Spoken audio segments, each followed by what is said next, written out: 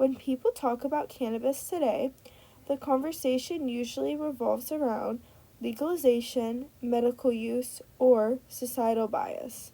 But cannabis has a long, complex history that goes back thousands of years.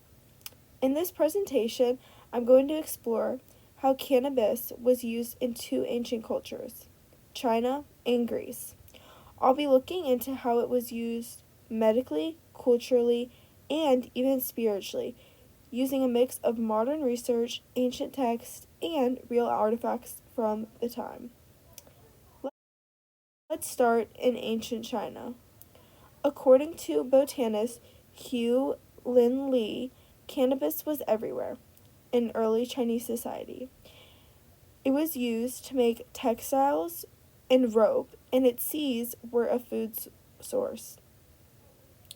But beyond its industrial use, cannabis played a major role in traditional medicine. It was used to treat pain, calm the body, and as a sedative in some cases. But what's especially fascinating is its use in rituals and spiritual practices.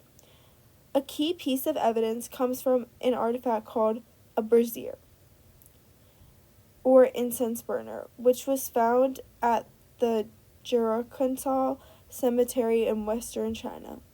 These braziers were made during the Han Dynasty, and when researchers tested the residue inside them, they found traces of cannabis, specifically the kind with high levels of THC, the compound that causes psychoactive effects. So, what can this tell us? It suggests that ancient Chinese people weren't using cannabis for practical reasons. They were burning it in cemeteries, like funerals, to create a kind of spiritual or trance-like experience. It may have been used to communicate with the dead or nature. It is one of the earliest known examples of people using cannabis for its mind-altering properties. Cannabis wasn't just used for rituals in China. It also had medical uses that crossed cultures. A modern article by Daniel Friedman and Joseph Servin explains how cannabis was a bit more medical related. One of the most important sources is the De Matra Medica, written by Dioscorides, who was a Greek physician who lived in the 1st century. He was actually a doctor in the Roman army and had first-hand experience with treating injuries and illness.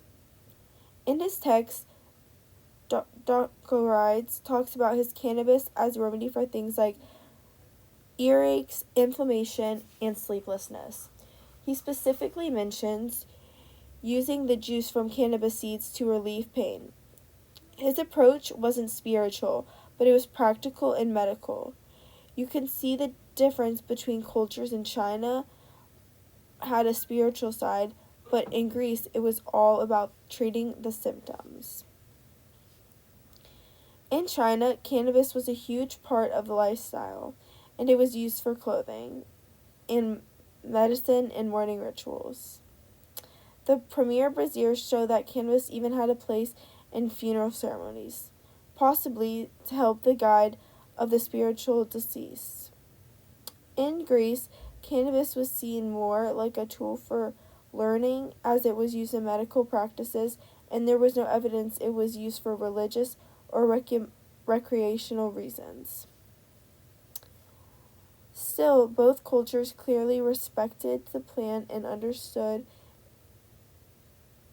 it had real power, whether to ease pain, calm the mind, or help someone transition to the afterlife.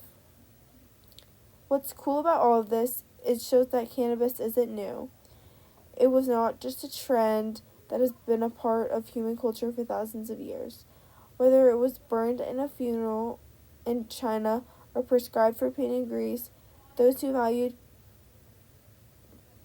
cannabis was valued by ancient people who were trying to understand the body, nature, and even the afterlife.